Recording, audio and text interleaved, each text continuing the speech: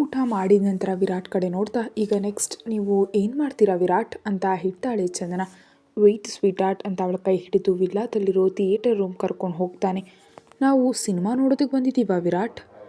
ಅವಳನ್ನು ಜಾಗ್ರತೆಯಿಂದ ಕೂರಿಸಿ ತಾನು ಅವಳ ಪಕ್ಕದಲ್ಲಿ ಕೂತು ಸಿನಿಮಾ ಜೊತೆಗೆ ರೊಮ್ಯಾನ್ಸ್ ಕೂಡ ಮಾಡೋದಕ್ಕೆ ಬಂದಿದ್ದೀವಿ ಸ್ವೀಟ್ ಆರ್ಟ್.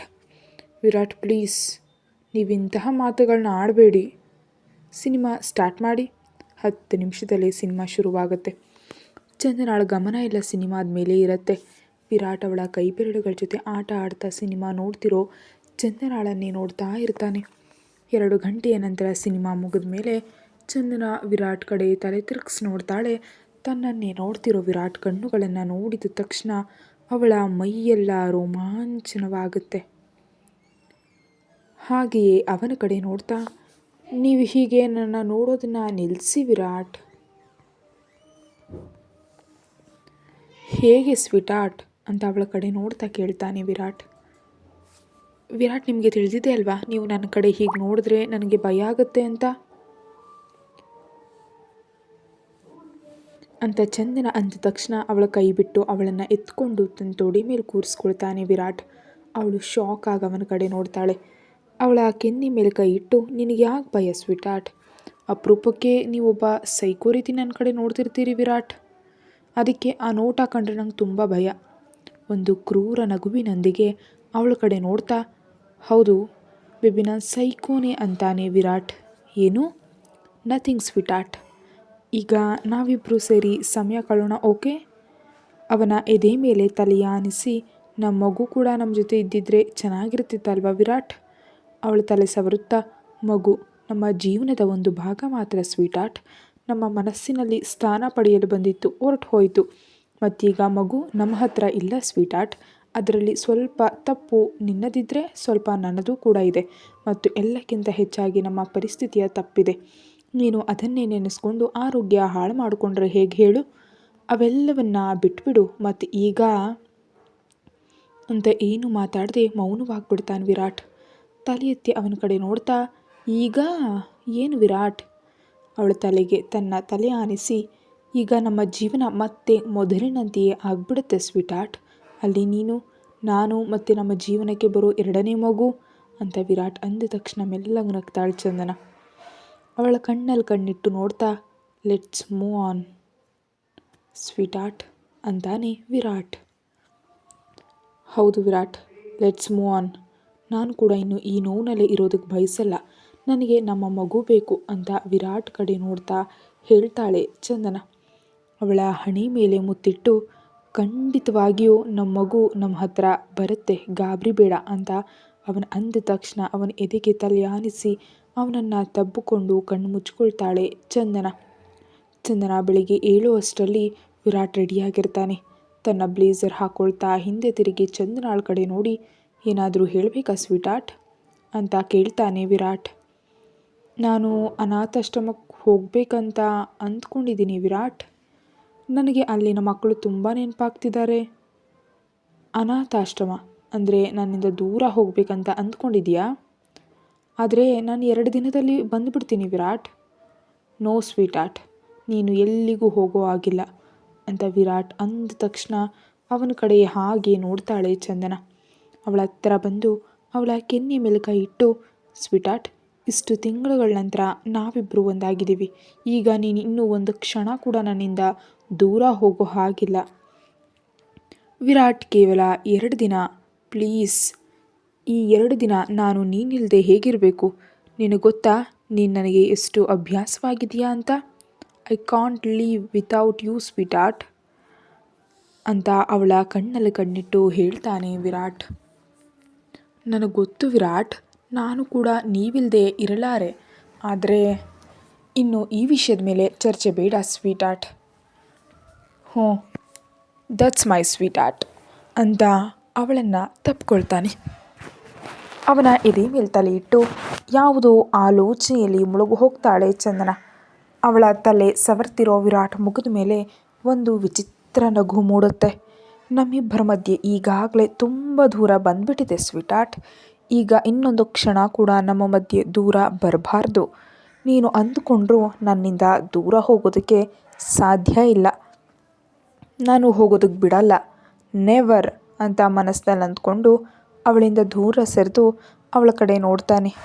ಚಂದನಾಳ ಮುಖ ಸ್ವಲ್ಪ ಡಲ್ಲಾಗಿರೋದನ್ನು ಕಂಡು, ಸ್ವೀಟಾರ್ಟ್, ನೀನು ಹೀಗೆ ಅಪ್ಸೆಟ್ ಆಗಿದ್ರೆ ನನಗೆ ನಿಜಕ್ಕೂ ಇಷ್ಟ ಆಗಲ್ಲ. ಹಾಗಾದರೆ ಏನು ಮಾಡಬೇಕು ನಾನು? ನಗು ಸ್ವೀಟಾರ್ಟ್. ಮುಖ ತಿರುಗಿಸ್ತಾ ನಗು ಬರ್ತಿದ್ರು. ನಗು ಅಂದರೆ ನನ್ನ ಕೈಲಾಗಲ್ಲ ವಿರಾಟ್. ರಿಯಲಿ ಸ್ವೀಟಾರ್ಟ್? ಹಾಗಾದರೆ ನೀನು ನಗಬೇಕಂದ್ರೆ ನಾನೇ ಏನಾದರೂ ಮಾಡಬೇಕು ಅಂತ ಅವಳಿಗೆ ಕಚಗುಳಿ ಇಡ್ತಾನೆ. ನಗ್ತಾ ವಿರಾಟ್ ಕಡೆ ನೋಡ್ತಾ, ಪ್ಲೀಸ್ ನಿಲ್ಲಿಸಿ ವಿರಾಟ್ ಅಂತ ನಗಲಾರದೆ ಹೊಟ್ಟೆ ಹಿಡ್ಕೊಂಡ ಚಂದನಾಳನ್ನು ನೋಡಿ ಕಚಗುಳಿ ಮಾಡೋದನ್ನು ನಿಲ್ಲಿಸ್ತಾನೆ ವಿರಾಟ್. ಆ ನಂತರ ಅವಳ ಹಣೆ ಮೇಲೆ ಮುತ್ತಿಟ್ಟು, ನಾನು ಆಫೀಸ್ಗೆ ಹೋಗ್ತಿದ್ದೀನಿ ಸ್ವೀಟಾರ್ಟ್, ನೀನು ಎಲ್ಲಿಗೂ ಹೋಗದೆ ಮನೆಯಲ್ಲೇ ಇರು. ಮನೆಯಲ್ಲೇ ಇರಬೇಕಾ? ಯಾಕೆ? ಯಾಕಂದರೆ ನಾನು ಹೇಳ್ತಿದ್ದೀನಿ ಅದಕ್ಕೆ ಸ್ವೀಟಾರ್ಟ್. ಬಟ್ ವಿರಾಟ್, ನನಗೆ ಮನೆಯಲ್ಲಿ ಬೋರ್ ಆಗಿಬಿಡುತ್ತೆ ಮತ್ತು ಮನೆಯಲ್ಲಿ ಇರೋದು ನನಗೆ ಅಭ್ಯಾಸ ಇಲ್ಲ.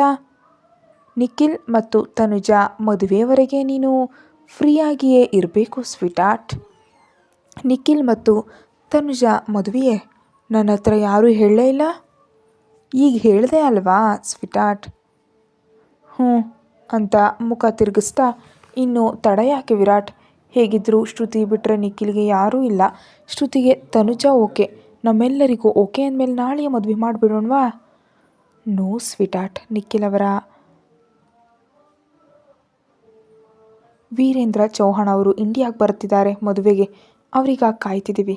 ಮತ್ತು ನಾವೇ ಎಲ್ಲವನ್ನ ಆಮೇಲೆ ಮಾತಾಡೋಣ. ನಾನು ಆಫೀಸ್ಗೆ ಹೋಗ್ತಿದ್ದೀನಿ, ಒಂದು ಇಂಪಾರ್ಟೆಂಟ್ ಮೀಟಿಂಗ್ ಇದೆ ಅಂತ ಅಲ್ಲಿಂದ ಹೊರಟು ಹೋಗ್ತಾನೆ ವಿರಾಟ್.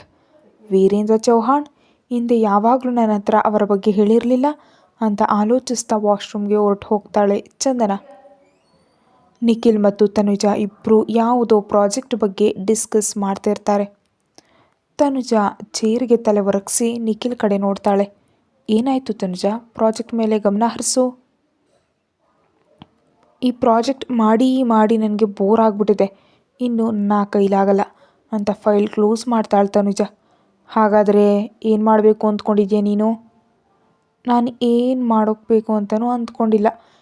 ನಿಮ್ಮ ಚಿಕ್ಕಪ್ಪ ಯಾವಾಗ ಬರ್ತಾರೆ ಅದನ್ನು ಹೇಳು ಫಸ್ಟ್ ಅಂತ ತನುಜಾ ಕೇಳಿದ ತಕ್ಷಣ ಶಾಕ್ ಆಗಿ ಅವಳ ಕಡೆ ನೋಡ್ತಾನೆ ನಿಖಿಲ್.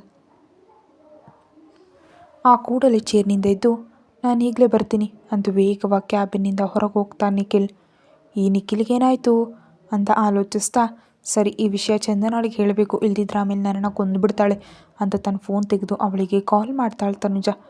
ನಿಖಿಲ್ ಹೊರಗೆ ಬಂದು ವಿರಾಟ್ ಕ್ಯಾಬಿನ್ ಒಳಗೆ ಹೋಗಿ ನೋಡಿದ್ರೆ ಅವನು ಚೇರ್ನಲ್ಲಿ ಕೂತು ಏನೋ ಆಳವಾಗಿ ಯೋಚಿಸ್ತಾ ಇರ್ತಾನೆ. ನಿಖಿಲ್ ಒಳಗೆ ಬಂದು, ನಾನು ಇಲ್ಲಿಗೆ ನಿನ್ನ ಹತ್ರ ಏನೋ ಹೇಳೋದಕ್ಕೆ ಬಂದೋ, ನೀನು ಕೂಡ ಅದನ್ನೇ ಆಲೋಚಿಸ್ತಿದೆಯಾ ಅಂತ ವಿರಾಟ್ ಕಡೆ ನೋಡ್ತಾ ಕೇಳ್ತಾನೆ ನಿಖಿಲ್. May be S. ನೀನು ಚಿಕ್ಕಪ್ಪನ ಯಾಕೆ ಇನ್ವೈಟ್ ಮಾಡಿದೆ ವಿರಾಟ್? ಅವರು ನಿನ್ನ ಫ್ಯಾಮಿಲಿ ನಿಖಿಲ್, ನಿನ್ನ ಮದುವೆಗೆ ಅವರು ಬರೋದು ಕೂಡ ಇಂಪಾರ್ಟೆಂಟ್ ಅಲ್ವಾ? ಮತ್ತು ಶ್ರುತಿ ಮದುವೆಯನ್ನು ಹೇಗಿದ್ದರೂ ಅವರು ಮಿಸ್ ಮಾಡ್ಕೊಂಡಿದ್ರು. ಕಿರಿಕಿರಿಯಿಂದ ವಿರಾಟ್ ಕಡೆ ನೋಡ್ತಾ, ನಿನಗೆ ಮತ್ತು ಚಂದನಾಳಿಗೆ ಇಷ್ಟು ತಿಂಗಳುಗಳ ನಂತರ ಎಲ್ಲ ಸೆಟ್ ಆಗಿದೆ, ನೀನು ಮತ್ತೆ ಯಾಕೆ ಪರಿಸ್ಥಿತಿಯನ್ನು ಕಾಂಪ್ಲಿಕೇಟ್ ಮಾಡೋದಕ್ಕೆ ಬೇಕು ಅಂತ ಅಂದ್ಕೊತಿದೀಯಾ ವಿರಾಟ್? ಮತ್ತು ನಿನಗೆ ಗೊತ್ತಲ್ಲ, ಚಿಕ್ಕಪ್ಪ ಬಂದರೆ ಎಲ್ಲವೂ ನಾಶವಾಗಿ ಹೋಗುತ್ತೆ ಅಂತ. ನನ್ನ ಚಂದನ ನನ್ನ ಫ್ಯಾಷನ್, ಒಬ್ಬ ಲವ್ವರ್ ಮತ್ತು ನನ್ನ ಪ್ರೀತಿ, ನನ್ನ ಹಠ ಹೇಗಿರುತ್ತೆ ಅಂತ ನೀನು ಆಲ್ರೆಡಿ ನೋಡಿದೆಯಾ ಅಲ್ವಾ? ನಿನ್ನ ಪ್ರೀತಿ ಬಗ್ಗೆ ನಂಗೆ ತುಂಬ ಚೆನ್ನಾಗಿ ಗೊತ್ತು. ಆದರೆ ಈಗ ಯಾಕೆ ಇವೆಲ್ಲವೂ? RD ಈ ಹೆಸರು ಅಷ್ಟು ಈಸಿಯಾಗಿ ಬಂದಿಲ್ಲ ನಿಖಿಲ್. ಮತ್ತು ನನ್ನ ಪ್ರೀತಿ, ನನ್ನ ಸೈಕೋ ಬಿಹೇವಿಯರ್ ನೀನು ಕೇವಲ ಅರ್ಧ ಮಾತ್ರ ನೋಡಿದೀಯ. ಒಂದು ವೇಳೆ ನನ್ನ ಚಂದನಾಳನ್ನು ನನ್ನಿಂದ ಯಾರಾದರೂ ದೂರ ಮಾಡೋದಕ್ಕೆ ಟ್ರೈ ಮಾಡಿದ್ರೆ ಅಂತ ಅಲ್ಲಿಗೆ ನಿಲ್ಲಿಸ್ತಾನೆ ವಿರಾಟ್. ನಿಖಿಲ್ ಅವನನ್ನೇ ನೋಡ್ತಾ ಇರ್ತಾನೆ. ನಿಖಿಲ್ ಕಡೆ ನೋಡಿ ಒಂದು ರೀತಿಯ ಕ್ರೂರ ನಗು ನೀಡ್ತಾನೆ ವಿರಾಟ್. ರಾತ್ರಿ ವಿರಾಟ್ ರೂಮ್ಗೆ ಬರುವಷ್ಟರಲ್ಲಿ ಆ ರೂಮ್ನ ಲೈಟ್ಸ್ ಎಲ್ಲ ಆಫ್ ಆಗಿರುತ್ತೆ.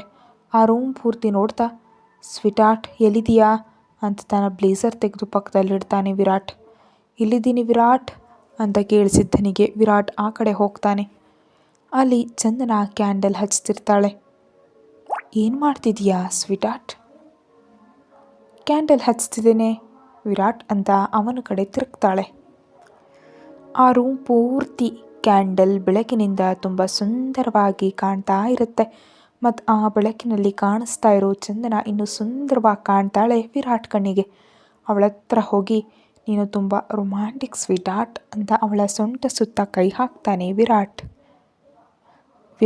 ನನಗೆ ಬೋರ್ ಅನಿಸಿ ನಾನು ಜಸ್ಟ್ ನಮ್ಮ ರೂಮ್ನಲ್ಲಿ ಹೀಗೆ ಕ್ಯಾಂಡಲ್ ಹಚ್ಚಿದೆ ಅಷ್ಟೇ.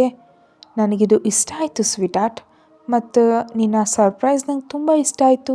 ಮತ್ತು ನನಗೀಗ ಅನ್ನಿಸ್ತಿದೆ ಏನಂತ ವಿರಾಟ್, ನೀನು ನನಗೆ ಬೇಕು sweetheart, I want you ಅಂತ ಅವಳ ಕಡೆ ಅಮಲೇರಿದ ಕಣ್ಣುಗಳಿಂದ ನೋಡ್ತಾ ಹೇಳ್ತಾನೆ ವಿರಾಟ್.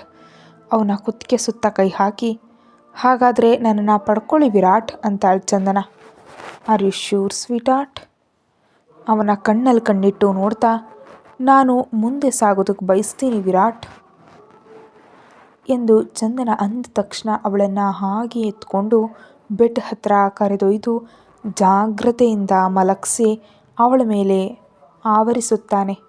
ಇಷ್ಟು ತಿಂಗಳುಗಳ ಕಾಲ ಅವರಿಬ್ಬರ ಮಧ್ಯೆ ಬಂದಿದ್ದ ದೂರವನ್ನು ಹತ್ತಿರ ಮಾಡುತ್ತಾ ಅವಳಲ್ಲಿ ಲೀನವಾಗಿ ಹೋಗ್ತಾನೆ ವಿರಾಟ್.